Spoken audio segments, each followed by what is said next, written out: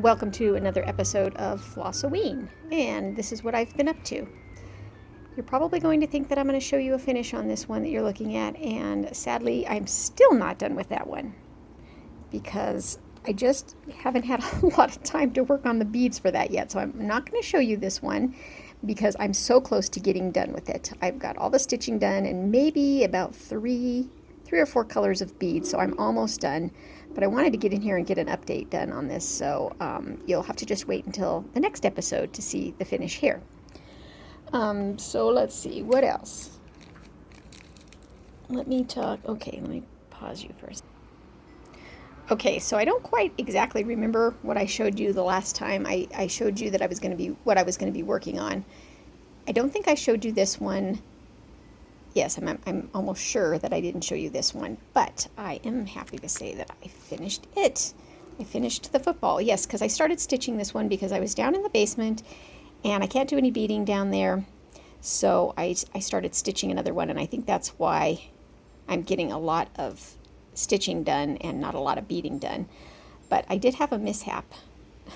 I'll tell you just a really quick story that you can, in fact, extract beads out of a shag carpet. And I'm here to tell you that I had to do that for this one. So remember I told you that when I watch a TV show down in the basement, it's not really conducive to doing beading down there. It's just not really set up.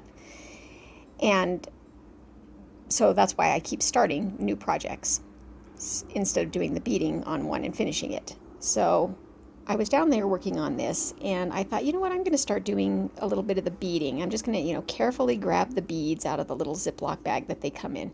Now, I know I can hear you saying they have sticky mats, and I do have a sticky mat. I just didn't have it with me because I was trying to be careful. I thought, I'm just going to start doing a couple beads. And so I was just ever so carefully and slowly taking one bead at a time out of the little Ziploc bag that it comes in. Yes, they're like these little, these little Ziploc bags. So I really wasn't making much progress, but our show was over. I went to go get upstairs. I'm packing up all my stuff. I stand up off the couch and I feel something on my leg, something kind of tickling my leg. And I thought it was a spider, so I just kind of brushed my leg, just kind of gently. I mean, I don't usually freak out when there's a spider. It's kind of like I just reached down and kind of brushed my leg off. And it was not a spider. It was one of these little tiny Ziploc bags of beads. The bag that I was working on had stuck to my leg just with some static cling, and when I flung it off, it all spilled into the carpet.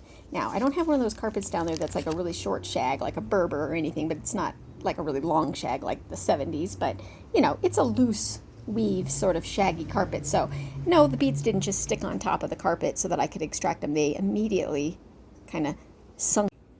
Okay, I accidentally turned my phone off, but I don't think I missed anything. So, long story short, I didn't really care too much that I had lost the beads. Actually, one of the color, the cream color, is exactly the color of the carpet. The brown ones, I was able to, get a few, but I thought, okay, I'm not going to worry because these Mill Hill kits come with so many beads that I probably have enough to finish. So I get to stitch in this the next day and realize that I'm about 10 beads short of this light brown color, which is called root beer. So I thought, okay, well, those are the ones that I dumped into the carpet. So I went looking through my stash because I have tons of Mill Hill kits and they all had leftover beads. Do you think that I had that color in any of my other kits? No, I didn't. I didn't have that color in any other kit. So I decided to get my Dyson hand vacuum. Now, this is a bagless vacuum, so I thought, okay, I can maybe extract a few beads. Now, we all know that those bagless the canisters aren't really clean. They're kind of full of dust from just using them. And I thought, well, that's okay. I'll just see if I can extract a few beads. So I went into the vicinity of the carpet where I had spilled them, and I did one pass, and I heard a little tick-tick. I heard some beads getting sucked up, and I'm like, oh, that's good. So I did like 2 or 3 passes across that area, and I could hear like all these beads getting sucked up. So apparently I dumped a lot more than I thought I did, probably easily half a bag. So yeah, so of course I look in the canister and there's the beads all mixed in with like all the dust and, I'm sure some hair. I don't have a pet, but I shed like a pet, so my hair is probably in there, everything. Some sunflower seed shells, Anyway, I just take that little canister and I dump it out onto a paper towel, and then I sort of run the paper towel under like some water, and that kind of,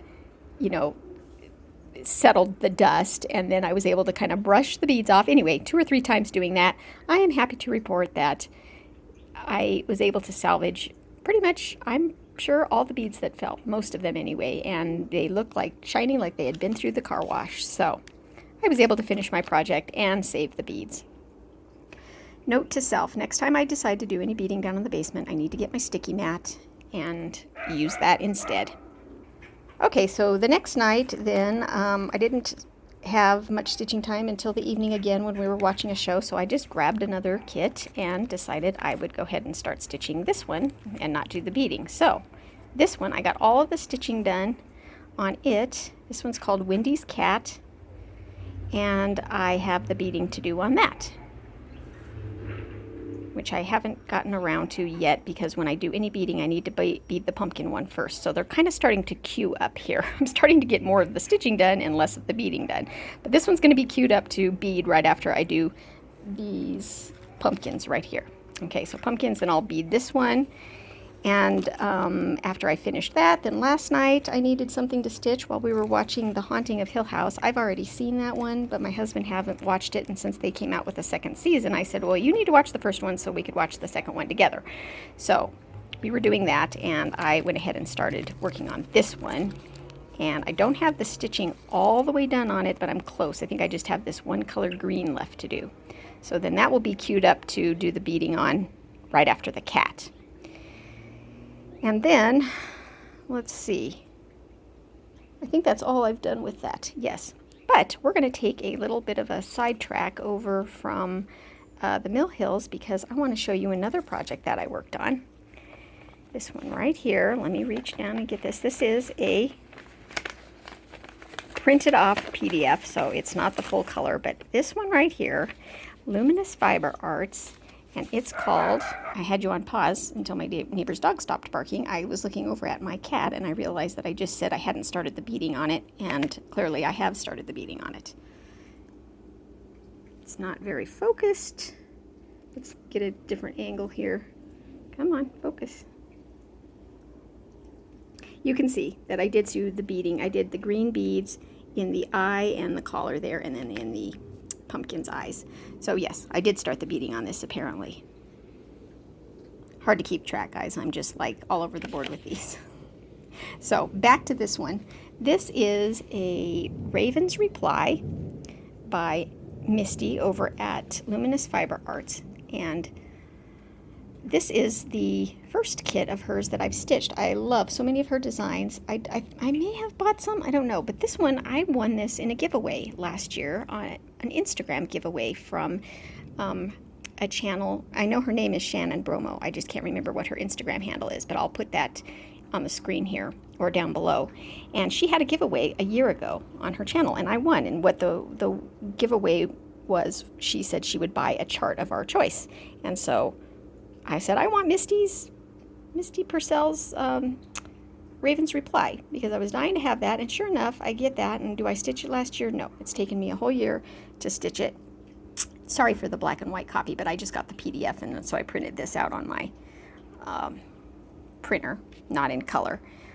But I didn't do this quickly. I actually worked on this in August, and I just love it. It was so fun to stitch. So thank you, Misty, for this wonderful pattern, and thank you, Shannon, for the giveaway. Now I made two changes.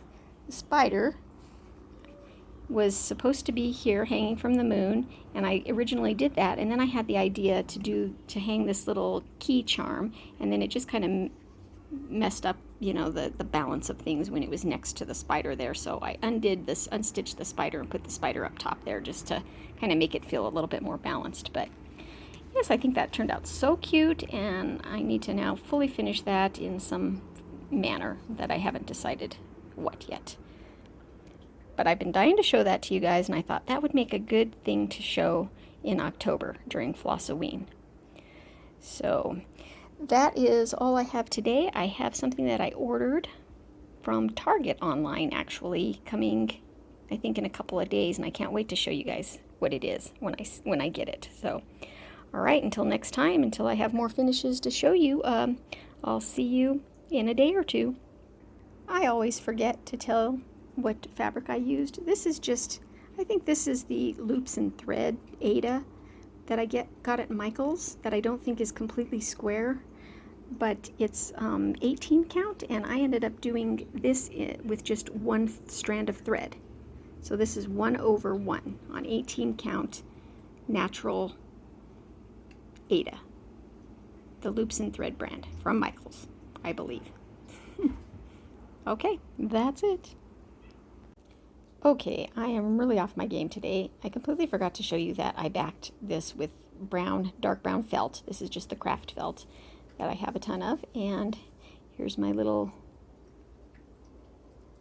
hanger that I did just with the leftover beads, because I had so many of them now that I extracted them from the carpet, and I decided to let it hang sort of at an angle like that. So I didn't put it just right directly at the top, but I put it kind of like that, so it looks like a football flying through the air. I just think that's cute, and you know what? It's fall, so you gotta have football, right? Go Broncos. Sorry, Julie, Kansas City girl from a Colorado world, but yes, go Broncos. Your Chiefs had their day in the fame. Your Chiefs had their time to shine, and now it's time to move over and let the Broncos. All right, now I truly am done. That's just so cute.